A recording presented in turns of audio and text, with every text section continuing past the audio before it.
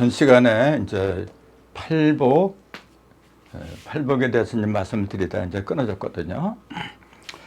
마태복음 5장이 아주 유명한 얘기입니다. 그 산상수훈으로 그 성경을 보는 분들은 그건 필수적으로 다 보는 그 글귀거든요. 근데 거기에 예수님이 맨 처음에 하시는 말씀이 심령이 가난한 자는 복이 있나니 이제 그런 식으로 8개 복을 갖다 말씀하셨다 그랬잖아요.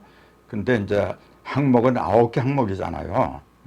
근데 그것이 맨 처음에 천국이 저희 것임이라는 천국을 너희한테 준다는 그 복을 갖다가 첫 번째 얘기해 놓고 8번째 거기도 천국을 주겠다. 그러니까 똑같이 주는 복이 똑같이 이제 중복이 되어버려 이게. 그러다 보니까 9개를 얘기했는데 2개가 이제 중복이 되니까 이제 8개. 그래서 제가 8개 복을 얘기했지만 항목은 9개 항목이다. 그래서 8하고 9자를 이렇게 써놓은 겁니다, 지금. 그러면서 이제 제가 말씀드리기를 이 속에 이 숫자, 8과 9라는 수, 그 속에 들어있는 그 의미를 하나님은 우리들한테 일러주려고 일부러 그러신 게 아닌가. 그런 말씀을 이제 드리면서 끝났어요, 전 시간에. 그럼 이게 무슨 말이냐, 그 얘기예요. 복이 왜 8개밖에 없어요, 그래? 만들려면 엄청나게 많이 있죠. 근데 왜 8개를 꼭 얘기를 했느냐, 그 얘기예요. 그 다음에 항목을 갖다 왜 꼭 9개를 얘기했느냐, 그 얘기예요. 예수님이 그냥 뜬금없이 그렇게 말씀하시는 분이 아닙니다, 여러분. 성경은 누가 뭐라고 말을 한다고 해도 성령의 계시를 받아서 써내려 간 겁니다. 성령의 계시가 아니면은 그냥 똑같은 그냥 책이죠, 그냥. 그 세상 선들이 쓴 거는 성령을 받아 쓴 게 아니라 이제 그렇게 얘기하잖아요. 성령은 하나님의 영이잖아요. 하나님의 영으로 쓴 것이 성경입니다, 여러분.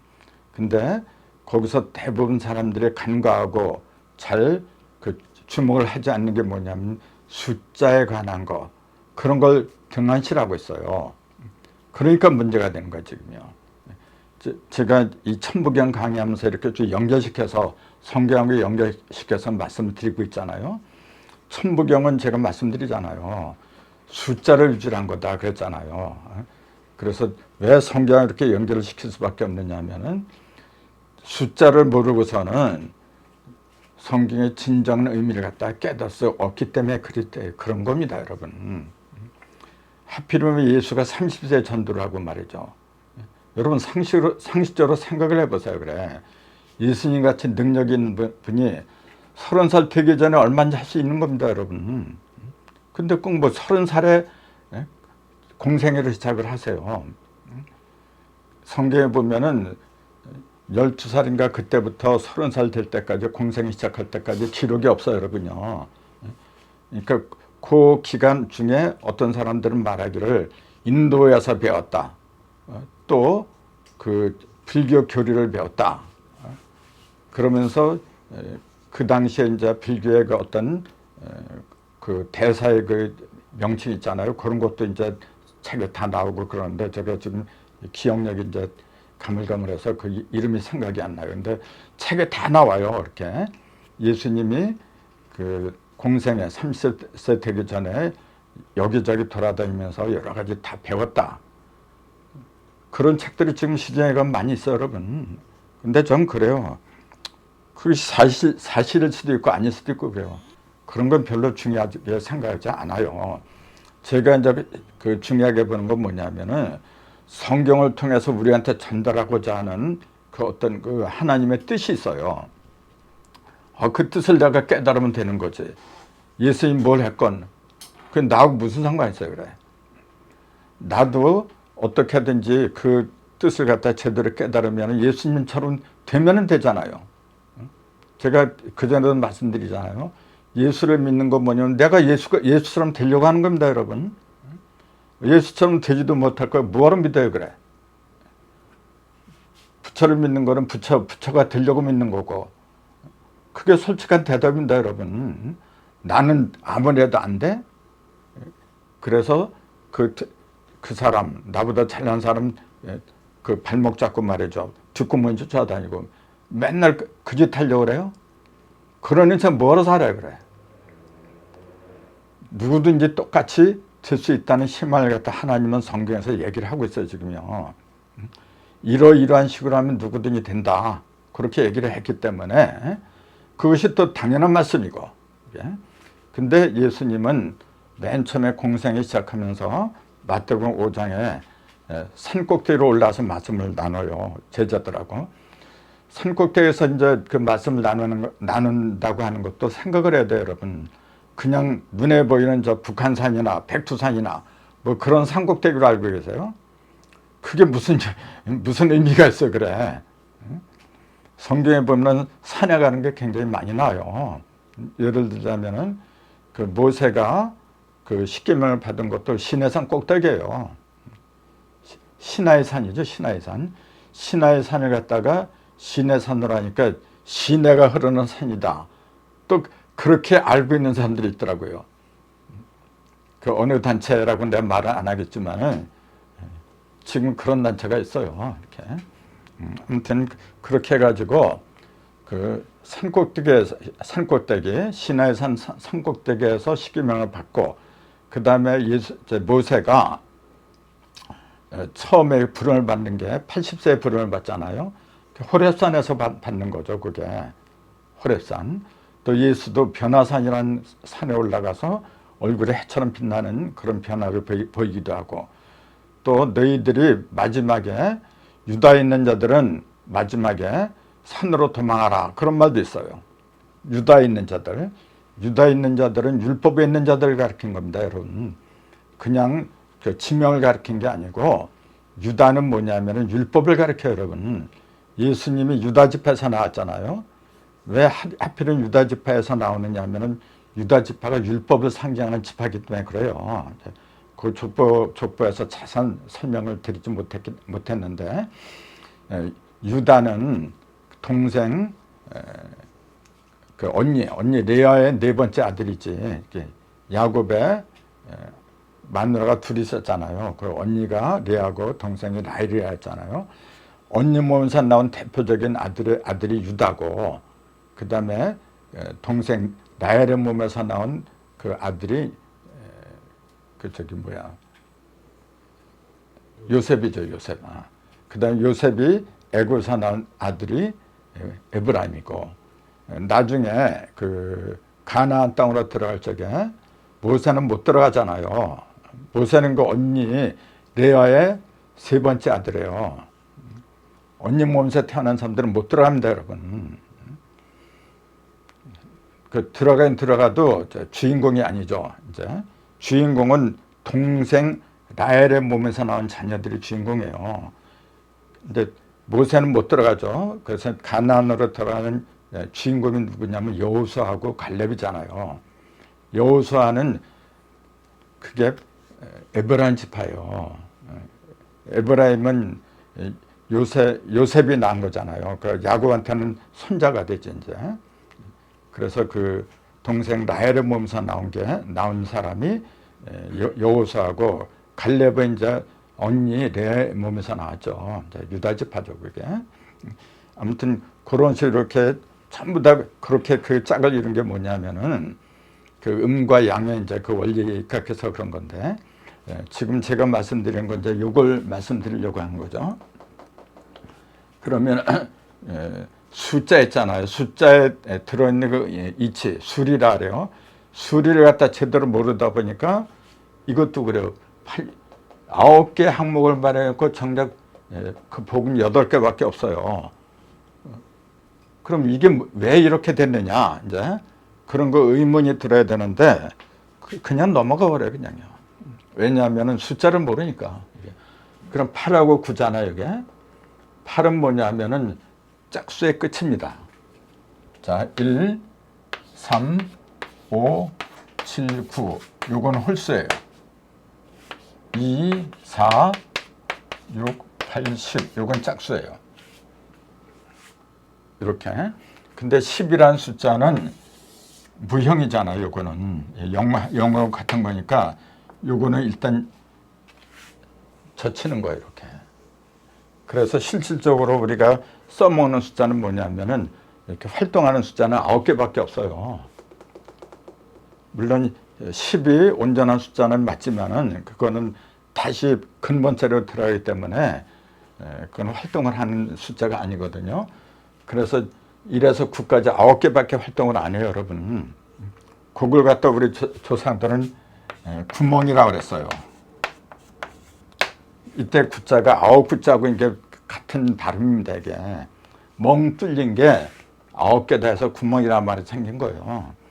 그 인체도 9개 멍 뚫린 거, 구멍이 9개가 있잖아요.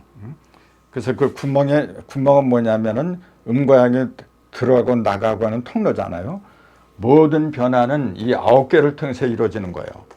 그래서 제가 전에 말씀드리기를 9개가 가로 세로로 이렇게 9개 이렇게 9개 하다 보니까 99, 81 해가지고 81이라는 숫자가 천부경에 등장하는 그 이유가 음도 양도 전부 다 9개로 그 구별을 하기 때문에 그렇더라. 이제 그런 말씀을 드렸잖아요. 이제 그래서 10개지만은 활동하는 건 9개다. 그걸 구변이다. 구천이다. 제가 그렇게 말씀드렸잖아요. 그럼 여기서 보세요, 이제. 자, 짝수의 끝이 8이죠. 2, 4, 6, 8. 그래, 홀수의 끝이 9잖아요. 그대로 됐잖아요, 이게 지금. 홀수의 끝이 9고, 짝수의 끝이 8이고, 이렇게 된 거예요. 그러면은 예수님이 공생애를 시작하시면서 첫 번째로 산 꼭대기에서 이렇게 제자들을 모아놓고 이 팔복에 관한 거 이제 말씀드린 거예요. 근데 왜 이렇게 8하고 9 두 가지 그 숫자를 갖다가 항목은 9개인데 내용은 8로 하게 됐느냐? 바로 그거예요. 홀수와 짝수의 끝까지 가야 돼요. 음량의 끝까지 가야 되는 거예요. 그래서 요걸 더하면 17이고, 저기 산상순에서 이제 마태복음 5장에서 6장 7장에 예수님이 아버지 하나님 그렇게 몇 번을 부르는지 한번 세보세요, 여러분. 주 하나님, 아버지 하나님, 여호와란 명칭을 한 번도 사용 안 한다 그랬잖아요. 아버지 그렇게 부른 게 몇 번인지 한번 세보세요, 여러분. 정확하게 세보세요. 17번 나와요. 17번. 저도 17번 나온지 몰랐어요, 사실은. 근데 인터넷에 이렇게 점검을 하다 보니까 누가 그렇게 써놨더라고요. 그래서 내가 확인해 보니까 진짜 17번이야, 이게. 그때 하는 거예요. 아, 이게 짝수의 끝하고 홀수의 끝하고 모든 것이 끝까지 가야 되잖아요. 그래서 그런 거구나. 합하면 17이고 곱하면 72가 돼요, 이게. 가나안으로 그 아브라함, 이삭, 야곱, 이제 야곱이 들어가죠. 이제 아브라함하고 이삭은 들어가지 못하고 이제 야곱이 들어가잖아요. 이렇게 가나안 땅으로. 그때 몇 사람이 들어간지 아십니까, 혹시? 어떤 데는 70인이라고 하고 어떤 데는 72인으로 나오고 그래요. 근데 제 개인적으로는 72인이 맞다고 봐요. 이게 8, 9. 음과 양의 끝까지 가야 되잖아요, 이게. 그리고 70이라는 숫자는 옛날부터 우리 조상들이 둔갑수로 하래요. 둔갑하다 그러잖아요, 이렇게. 둔갑. 그것도 사실은 간단한 얘기가 아닌데, 이제. 그 갑이 이제 몸을 숨긴다, 이제 그 얘기인데, 그게 무슨 말인지 몰라요. 그냥 둔갑이라면 그냥 변신하는 거, 이제 그런 정도로만 생각하지. 근데 그렇게 간단한 게 아닌데, 우선 72는 둔갑수다. 이제 그렇게 얘기를 해요. 그게 왜 그러냐면은 음과 양이 끝까지 가면은 72예요. 끝까지 가면은. 그래서 이렇게 철저하게 성경은 이렇게 철저하게 그 음과 양의 어떤 수를 통해서 얘기를 해주고 있는 거예요, 지금요. 끝까지 가야 되잖아요. 음도 그렇고 양도 그렇고 홀수도 그렇고 짝수도 그렇고 끝까지 가야만이 복이 있는 거예요, 그게요. 그래서 여기에 맞춘이라고 일부러 8가지의 복을 말씀하신 게 아닌가. 또 근데 그 내용은 9개가 되는 거죠. 이제 그런 것이 아닌가 해서 이제 제가 그 이제 설명을 이제 드리는 건데, 그 내용을 한번 자세하게 한번 보시죠, 여러분. 특별한 게 있느냐 하면 그렇지가 않아요. 아까 이제 말씀을 드렸지만은 뭐 심령이 가난한 자, 심령이 가난해라. 그렇게 뭐 예수님만이 가르쳤나요? 어느 종교든지 다 그러잖아요. 욕심을 버려라 그러잖아요. 특별한 거 없어요, 여러분. 그 다음에 애통하는 자. 뭘 위해서 애통하는 거죠? 하나님의 왕국 있잖아요. 하나님의 자녀.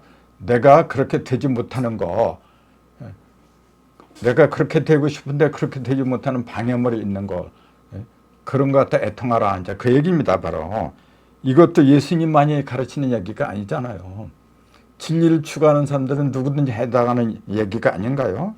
그 다음에 온유한 자는 복이 있나니 그들이 땅을 기업으로 얻을 것이다. 사람이 온유해라 그러지 악해라 그런 건가요? 이것도 예수님만이 가르치는 게 아니에요. 또 의에 줄이고 목마른 자가 복이 있다 그랬어요. 옳은 일을 갖다가 하려고 목마른 자. 그 당연한 얘기 아닌가요? 그 다음에 긍휼히 여기는 자. 긍휼은 불쌍히 여기는 거죠. 이제 사람을 볼 적에 될 수 있으면은 내 몸처럼 사랑하고 불쌍하게 여기고, 그게 긍휼히 여기는 거예요. 예수님만이 그렇게 가르치나요? 그 다음에 마음이 청결한 자. 이것도 똑같잖아요. 마음이 청결, 깨끗해야 된다. 아까 심령이 가난해야 된다. 뭐 틀린 게 뭐가 있어요. 그 다음에 화평하게 하는 자. 그럼 화평하게 해라 가르치지 맨날 쌈박질이나 해라, 분란이나 조장해라, 그렇게 가르치는 선생이나 성인들이 누가 있어요, 그래? 그 다음에 8번째, 의를 위해 박해를 받은 자. 아까 중복되잖아요, 또. 그 다음에 나로 말미암아 욕을 먹는 자, 복이 있다 그랬잖아요. 이때 이제 요것만이 좀 다르게 보이는 거죠. 나를 위하여. 그러니까 그거는 어떤 한 개인, 예수를 위해서 욕을 먹는 자, 박해를 받는 자. 그렇게 본다면은 그 다르게 보이죠. 근데 이것도 그 예수를 어떤 개인을 갖다 가리킨 걸로 그렇게 믿으면은 다르게 보일지 몰라도, 예수는 누구든지 하나님의 아들이 된다면 누구든지 예수입니다, 여러분. 어떤 한 사람만 예수가 아니고 성령을 받으면 누구든지 예수예요. 그러니까 지금 그 기독교의 가장 큰 병폐를 하나 지적하라고 한다면은, 예수님 특별한 한 사람만이 즉 남자 여자 그 관계에서 태어난 게 아니고 거룩한 성령으로 태어난, 우리 근본 출생부터가 다른, 우리는 도저히 그렇게 될 수가 없는 출생부터 그런 분만이 하나님의 아들이다. 그렇게 가르치는 게, 그게 다른 종교하고 아주 딴판이죠. 그것만이 다르고 나머지는 다 똑같아요, 여러분. 근데 그것도 이제 제가 이제 가끔 다 말씀드리지만은, 그런 식으로 가르친 게 아닙니다, 성경에서. 어떤 한 사람만이 하나님의 아들이다? 그러면은 예수님을 갖다가 맏아들이라고 얘기를 하지 말았어야죠. 예수님을 딱 맏아들이라 하잖아요. 그러면 여러분 보세요. 맏아들 그러면 그 밑에 동생들도 많이 있어야 되잖아요. 그러면은 예수님 어떤 한 사람만이 아들이라고 그렇게 가르치지 않는다는 거 분명하잖아요, 이게. 예수님은 자꾸 예수님을 갖다 독자로 가는 사람들이 많아요. 독자는 외아들이죠. 근데 조금 아까 그랬잖아요. 예수님은 맏아들이라고. 서로 앞뒤가 안 맞아요, 여러분. 예수님을 독자라고 해서는 안 되는 겁니다, 여러분. 확실하게 알아둬야죠. 예수님은 독자가 아니라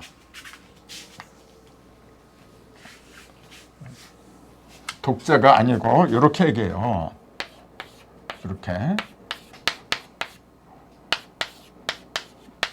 이게 홀로 독자잖아요. 홀로.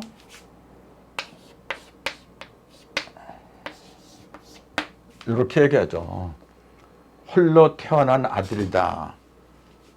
독자라고 한 게 아니고, 성경에 독자라고 한 게 없어요, 여러분. 독생자라고 나왔어요, 독생자. 이걸 자꾸 독자라고 하니까 문제가 되는 겁니다, 여러분. 독자하고 독생자하고 어떻게 같아요, 그래? 독자는 외아들이에요. 오직 하나밖에 없는 거죠. 근데 아까 얘기했잖아요. 맏아들이라고 했는데 어떻게 독자가 될 수 있나요? 독자가 아니라 독생자라고 했다는 사실. 독생자는 누구의 도움이 없이 홀로 태어난 사람이다. 그 얘기에 바로. 그러면은 누구의 도움이 없이 홀로 태어났다는 그 얘기는 뭐냐면은 세상의 도움을 안 받고 태어났다 그 얘기입니다. 세상의 도움은 뭐냐면은 여러 가지 육적인 거 있잖아요. 뭐 자기 이익을 도모하고 또 세상의 어떤 명예나 지위 뭐 이제 그런 걸 탐하고 그런 방편을 써서 태어난 아들이 아니다 그 얘기예요. 오직 하나님의 영광과 하나님의 형상을 담기 위해서 태어난 아들, 그걸 독생자라 그래요. 이걸 말씀이 육신이 된 자 이렇게 얘기를 해요. 말씀이 육신된 자 이렇게. 여기 요한복음에 나오잖아요. 말씀이 육신된 자. 자, 말씀은 말씀이잖아요. 그냥 내 입에서 나오는 이 말씀을 가리킨 게 아니고 진리 자체를 갖다가 말씀이라고 한 겁니다, 여러분. 법칙을 갖다가 말씀이라고 한 거예요. 물론 내 입에서 나오는 소리가 나는 이 말도 말씀은 말씀이죠. 하지만은 요 말씀이 진리를 갖다가 전하지 못하면은 그 말씀이라고 하는 게 아닙니다. 그거는 진리를 전할 때만이 말씀이라고 하는 거예요. 이게. 근데 그 말씀이 육신이 됐어요. 아니 말씀이 어떻게 육신이 돼요, 여러분? 이것도 영적인 이야기지. 진리가 어떻게 이렇게 물질이 돼요, 그래? 그러니까 이 얘기는 뭐냐면은 진리대로 생활하는 게 육신이 됐다. 즉 생활화가 됐다 그 얘기예요. 내가 하나님의 뜻을 생각하는데 하나님의 뜻은 궁극적으로 한마디로 말하자면 사랑입니다, 여러분. 사랑. 항상 내가 사랑하기를 갈망하고 있는데 사랑을 받고 사랑하기를 갈망하고 있는데 그것이 나도 모르게 생활화가 된 거. 말 한마디라도 옛날하고 달라져야 돼요, 여러분. 그냥 성질난다고 욕하고 말이죠. 예수님이 뭐라 그랬어요? 형제 보고 라가라고 하는 사람은 살인자다 그랬잖아요. 라가는 히브리인의 욕설이다 그랬잖아요. 욕하지 말라고 얘기해요, 여러분. 아무리 화가 나도 욕을 해서는 안 돼요. 내가 이런 얘기를 어디선가 하니까 어떤 사람이 그러더라고요. 예수님도 욕하지 않았느냐 그래요. 그래서 언제 욕했죠? 그러니까 뱀들아 독사의 자식들아 그러지 않았느냐 그렇게 얘기를 해요. 맞죠? 성경에 그 유대인들 오니까 세례받으러 오니까 예수님이 그랬잖아요. 뱀들아 독사의 자식들아 그랬거든요. 여러분 그게 또 그걸 욕으로 알고 있더라고요.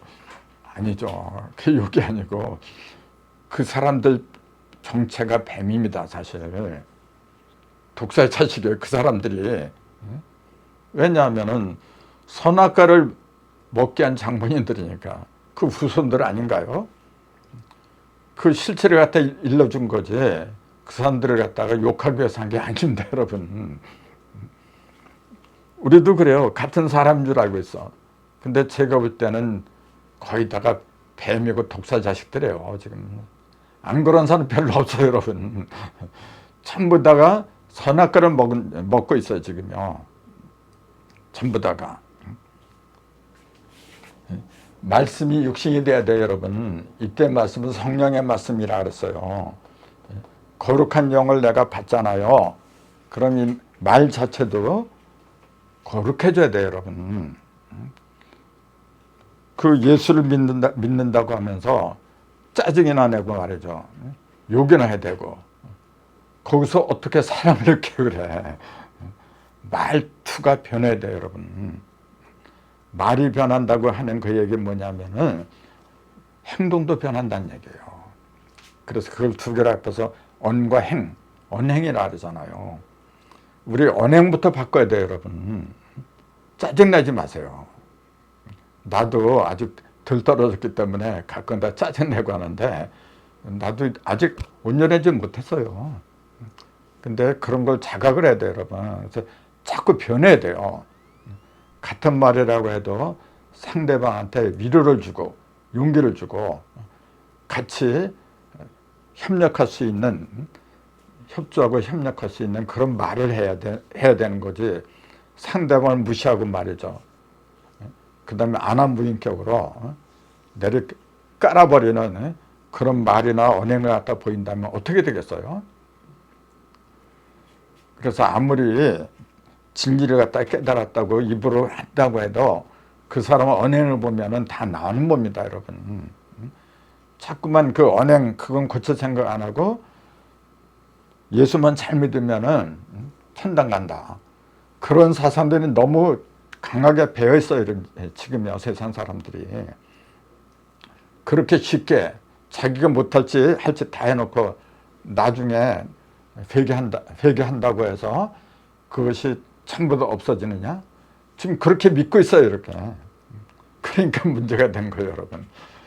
그렇게 간다는 게 아닙니다, 여러분. 사람 된다는 그 말이, 사람이 사람답게 살아야 된다는 그 말이 그렇게 쉬운 게 아닙니다, 여러분. 그래서 예수를 믿건 부처를 믿건 간에 뭐 그런 거 상관없어요. 무엇을 믿건 간에 부처 믿는다고 해서 뭐 악하게 되나요? 또 공자 믿는다고 해서 악하게 되나요? 누구든지 다 선하고 사랑스러운 사람으로 살아라. 올바른 사람이 되라. 그렇게 가르치지 못되게 살아라. 그렇게 가르치는 건 없어요, 여러분. 학교에서도 다 그렇게 가르치잖아요. 근데 막상 사회생활을 하는 걸 보면은 못된 사람들이 너무 많아요. 왜 그래요, 이게? 그러니까 그것이 마음으로 들어오질 않았다, 그 얘기입니다, 지금. 그래서 제가 예수의 가르침을 갖다가 지금 주제로 삼은 그 이유가 바로 그 얘기예요. 입으로만 하지 말라, 그 얘기입니다. 입으로만 하지 말라. 자, 입으로 했으면 반드시 지켜야 되는 거고, 그럼 예수님은 그건 이제 구체적으로 예수님이 걸어가신 그 길을 갖다가 우리가 알아야 되는 이유가 바로 거기에 있습니다. 그 이유가 그냥 예수가 말로만 했다고 한다면은 뭐 본받을 게 뭐 있어요, 그래. 말 못하고 죽은 귀신도 많잖아요, 이게. 근데 그게 아니고 말을 했으면 반드시 책임을 져야 돼요, 여러분. 그렇기 때문에 말이 그렇게 중요한 겁니다, 여러분. 그 예수님은 그 육신을 가지고 와서 이 세상에 태어나서 그 살아가신 목적이 뭐냐? 그 살아가는 목적이 바로 예수가 우리한테 가르치는 가르침입니다, 바로 그게. 예수님은 뭐 때문에 이 세상에 왔느냐 하면은 한마디로 말하면은 율법을 완성하러 오신 분입니다. 율법을 완성하러 오신 분.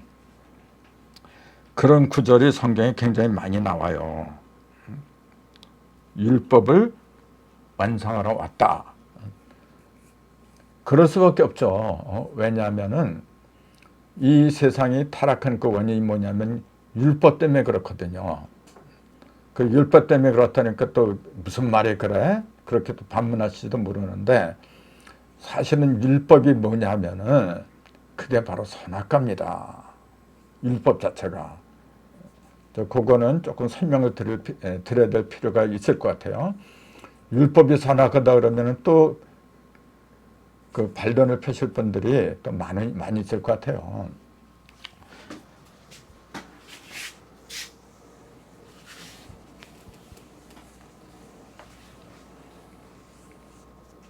자, 선악과. 선악과. 이거는 뭐냐면 말 그대로 선과 악을 알게 하는 지식이나 지혜다. 성경에 이렇게 정리를 내렸어요. 선과 악을 알게 하는 지식이나 지혜다. 이렇게 말씀을 내렸거든요. 그러면은 선과 악을 알게 하는 걸 구체적으로 기록한 게 뭐냐? 그게 바로 율법입니다. 자, 간음하지 말라. 또 도적질하지 말라.